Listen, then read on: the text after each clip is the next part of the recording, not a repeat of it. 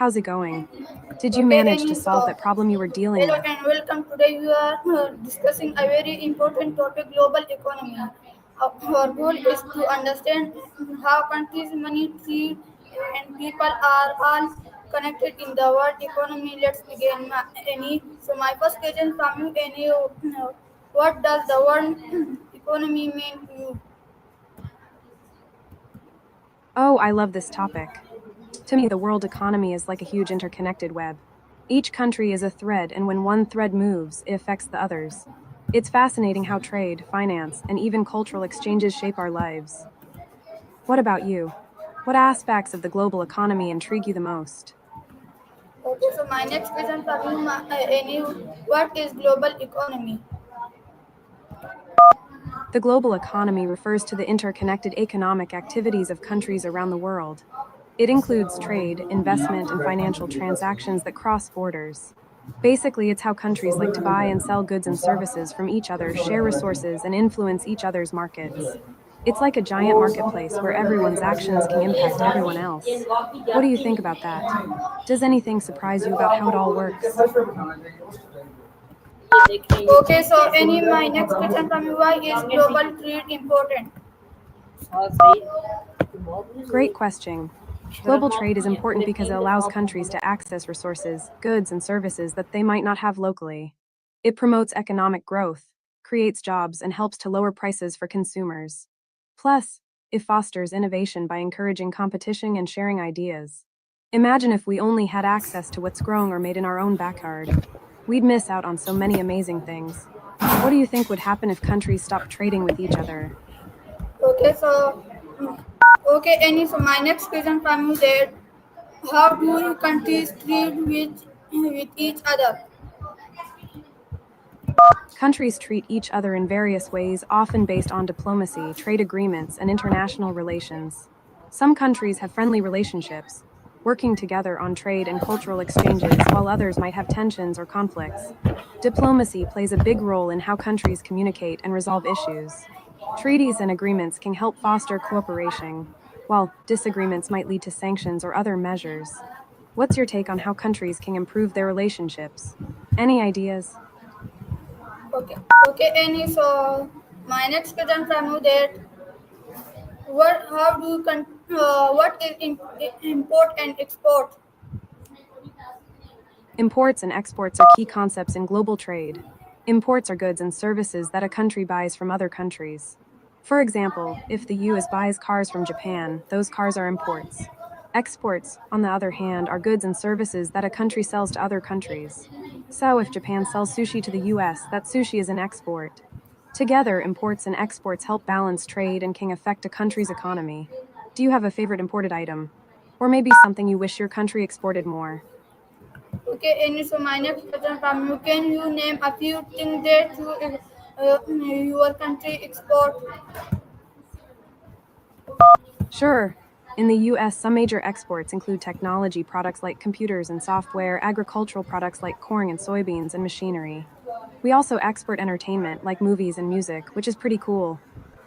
What about your country? What are some things it exports that you think are interesting? Okay, and so I don't have idea about which my country which export. So my next question from you, what is currency exchange? Currency exchange is a fascinating topic. It's how one currency is traded for another, and it plays a big role in global trade. The exchange rate determines how much of one currency you need to spend to get another. For example, if you're traveling from the US to Europe, you'd exchange dollars for euros. Changes in exchange rates can impact everything from travel costs to the price of imported goods. Are you thinking about traveling or maybe working abroad? That's a great way to experience currency exchange firsthand. Okay, and so nice answer. My next question from you, why do different countries have different currencies? Great question. Different countries have their own currencies for a few reasons. One major reason is to maintain control over their own monetary policy. Each country can set interest rates and manage inflation based on its own economic conditions. Having a unique currency also helps promote national identity and can encourage people to support their local economy. Plus, it allows countries to manage trade balances and exchange rates more effectively. Imagine if we all used the same currency. It could simplify things, but it might also take away some of the uniqueness of each country. What do you think? Would you prefer a single global currency or keeping things as they are? Okay, Annie, so my next question from you, what is globalization? Globalization is the process of increasing interconnectedness and interdependence among countries, economies, and cultures. It involves the flow of goods, services, information, and people across borders. Think of it as the world becoming more like a big village. With advancements in technology and communication, we can now share ideas, trade products, and even collaborate on global issues more easily than ever. While globalization can bring benefits like economic growth and cultural exchange, it also comes with challenges like inequality and cultural homogenization. What's your perspective on globalization? Do you think it's more beneficial or challenging? Okay, Annie, so my next question from you, how does globalization help countries? Globalization helps countries in several ways. 1. Economic growth. By opening up markets, countries can trade more easily, leading to increased exports and economic growth. 2. Access to resources. Countries can access goods, services, and raw materials that they might not have locally, which can boost industries. 3. A cultural exchange. It promotes the sharing of ideas, cultures, and innovations, enriching societies and fostering understanding. 4. Job creation. Global companies often create jobs in different countries, providing opportunities for local workers. 5. Improved technology. Countries can share technology and best practices, helping them develop and innovate more effectively. It's like a big team effort. What do you think is the most important benefit of globalization? Okay, Annie, so my next question from you, what is inflation in a simple word? Inflation, in simple terms, is when the prices of goods and services go up over time. It means that the money you have buys less than it used to.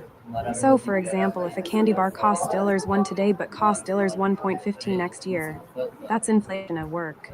It can happen for various reasons, like increased demand or rising production costs. What do you think about inflation? Have you noticed prices changing for things you buy? Okay, Annie, so my next question from you, what causes inflation in a country? Several factors can cause inflation in a country. Here are a few key ones. 1. Demand pull inflation. This happens when demand for goods and services exceeds supply. When more people want to buy something than what's available, prices go up. 2. Cost push inflation. This occurs when the costs of production rise, leading businesses to increase prices to maintain their profit margins. For example, if the price of oil goes up, transportation costs increase, affecting many products. 3. Monetary policy. When a central bank, like the Federal Reserve in the US, increases the money supply, it can lead to inflation if there's too much money chasing too few goods. 4. Supply chain issues. Disruptions in supply chains, like natural disasters or geopolitical tensions, can limit the availability of goods, driving prices higher. Inflation can be a tricky balance. What do you think about how inflation affects everyday life? Okay, Annie, so my next question from you, what is recession?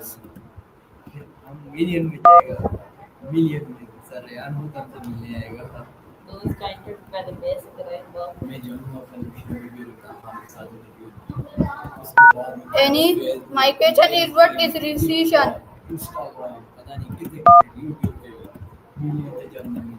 Oh no, I'm really sorry to hear that. A damaged kitchen can be such a hassle. Recession can definitely impact many aspects of life, including home repairs. Precision, in general, refers to how exact or accurate something is. In the context of economics, it can relate to how accurately we measure things like inflation or economic growth. But back to your kitchen, what kind of damage are we talking about? Are you planning to fix it up soon? Okay, Annie, so my next question from you, what happens when a country goes into a recession? When a country goes into a crisis, several things can happen. 1. Economic downturn. There may be a recession leading to job losses, reduced consumer spending, and lower economic growth. 2. Social unrest.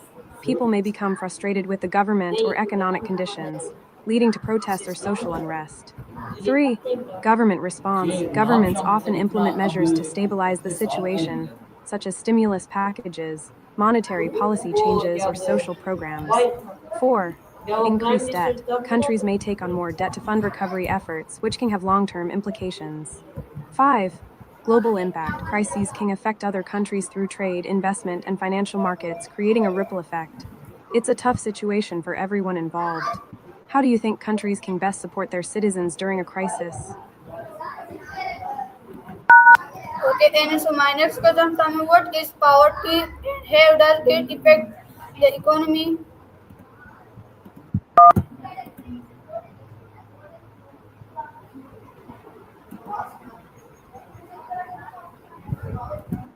Any my question is, what is poverty and how does it affect the economy?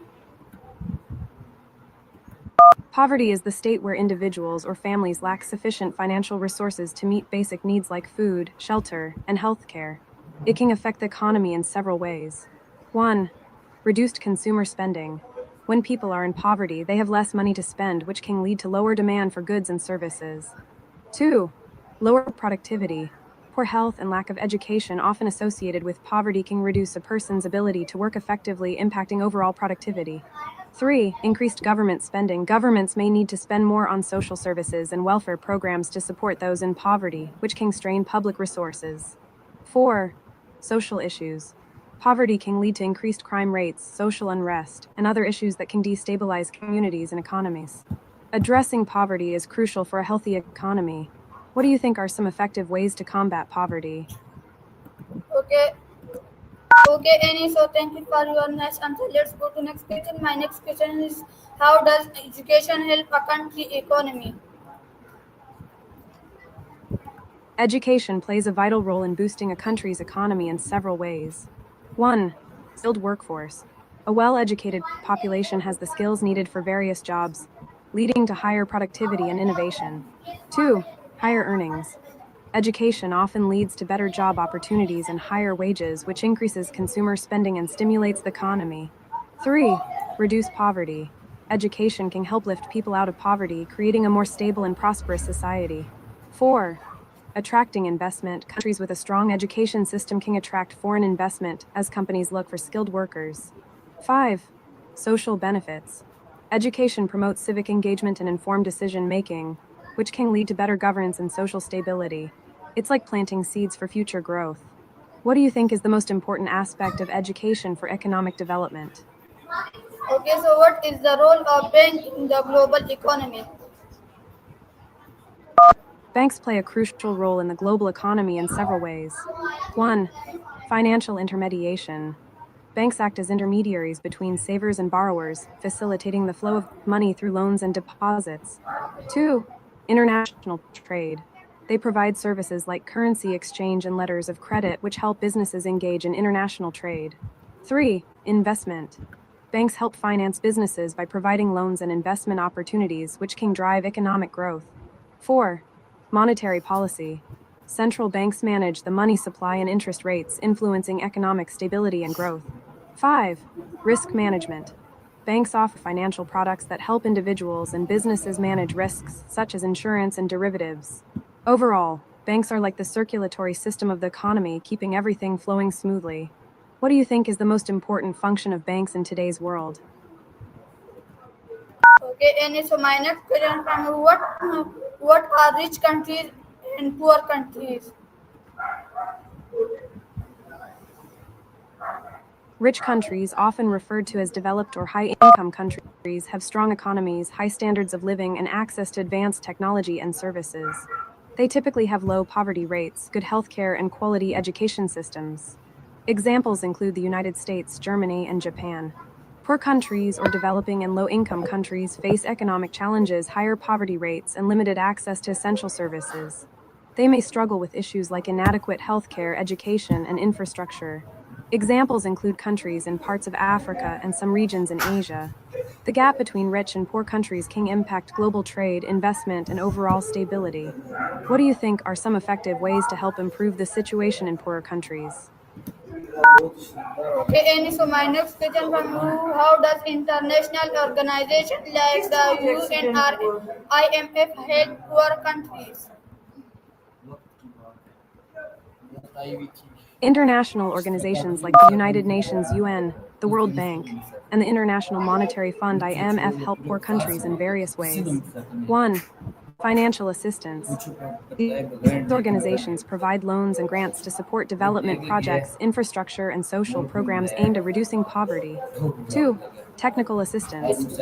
They offer expertise and guidance on economic policies, governance, and capacity building, helping countries improve their systems. 3. Emergency aid. In times of crisis, such as natural disasters or conflicts, organizations like the UN can mobilize resources and provide humanitarian aid. 4. Promoting trade. They work to create fair trade practices and encourage investment in developing countries, helping them grow their economies. 5. Research and data. Organizations like the IMF and World Bank provide valuable research and data that help countries understand their economic situation and make informed decisions. These efforts aim to create a more equitable global economy. What do you think is the most impactful way these organizations can support poorer countries? Okay, and so my next question from you: what is free trade? It seems like you might be referring to free trade.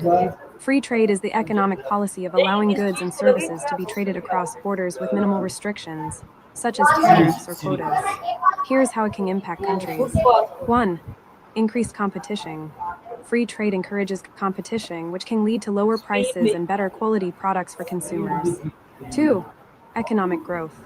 By opening up markets, countries can access larger markets for their exports, potentially boosting their economies. 3. Specialization. Countries can specialize in producing goods and services they are most efficient at, leading to more efficient resource use. 4. Job creation.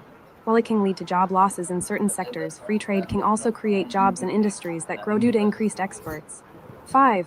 Cultural exchange. Free trade can promote cultural exchange and innovation by allowing different ideas and products to flow between countries. It's a complex topic, though. What are your thoughts on free trade? Do you think it benefits all countries equally? Yes,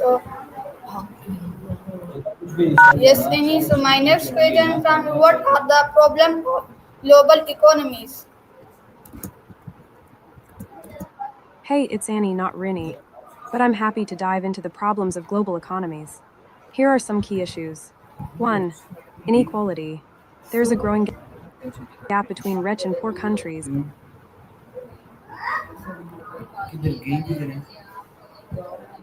Any first,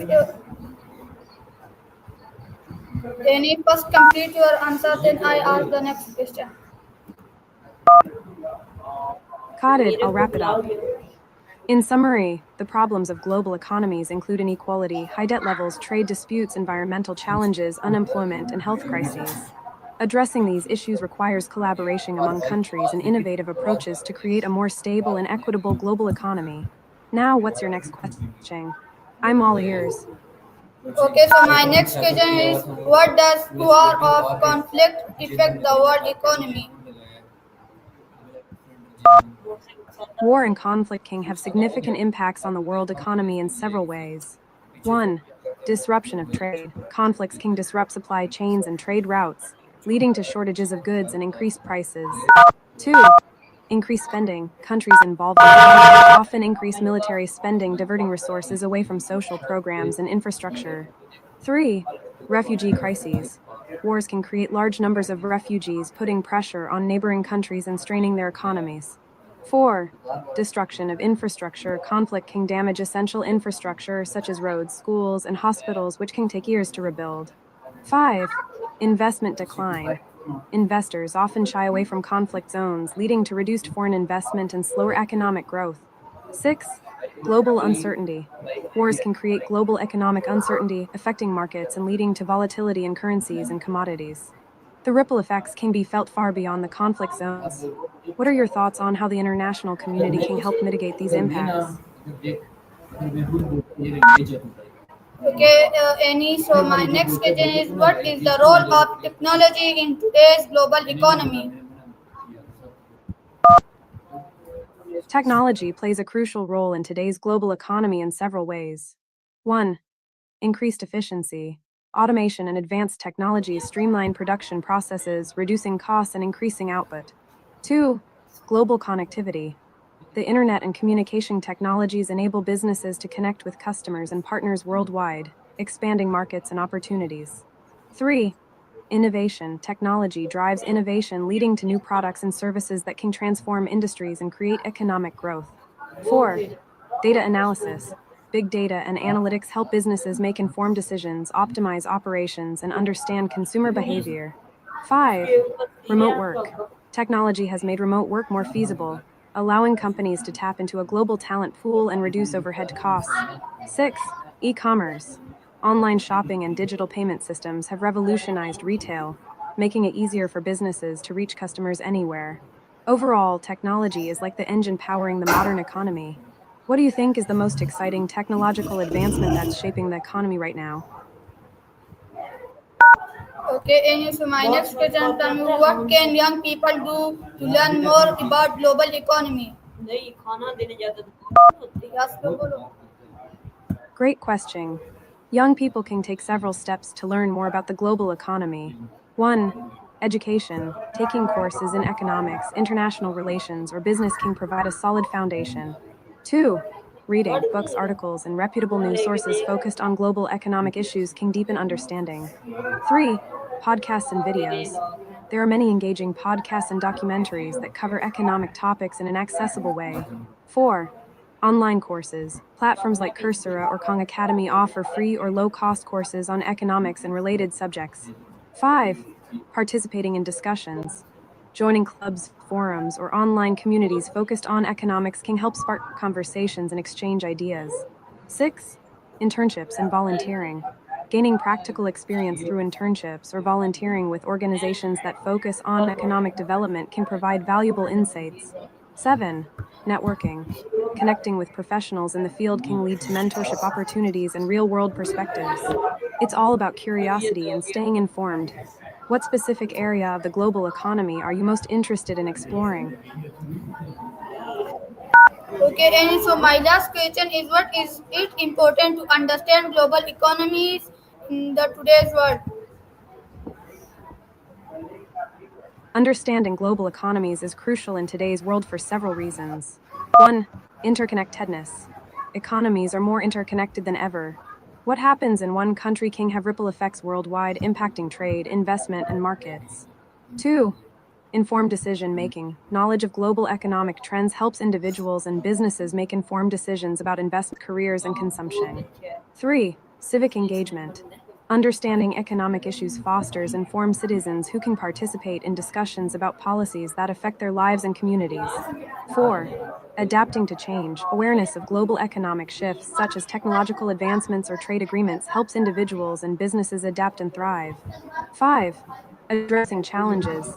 Global issues like poverty, climate change, and inequality require a nuanced understanding of economic factors to develop effective solutions. 6. Career opportunities. A solid grasp of global economies can open up diverse career paths in fields like international business, finance, and policy making. It's like having a map in a complex world. What do you think is the most important reason for understanding global economies today? Okay, and thank you for your sharing your thoughts on global economy. We learned how the world is connected through money, trade, and corrupt cooperation. Understanding these things help us because better global citizens. See you next time. You're absolutely right. Understanding the global economy helps us become more informed and responsible citizens. It's been great chatting with you about these important topics. If you ever want to dive deeper or discuss something new, I'm here for it. Take care and see you next time. Okay, so this is interview with any. I hope you like it. See you in another interview. Allah Hafiz Pakistan, Zindabad, Pak Army, Pindabad.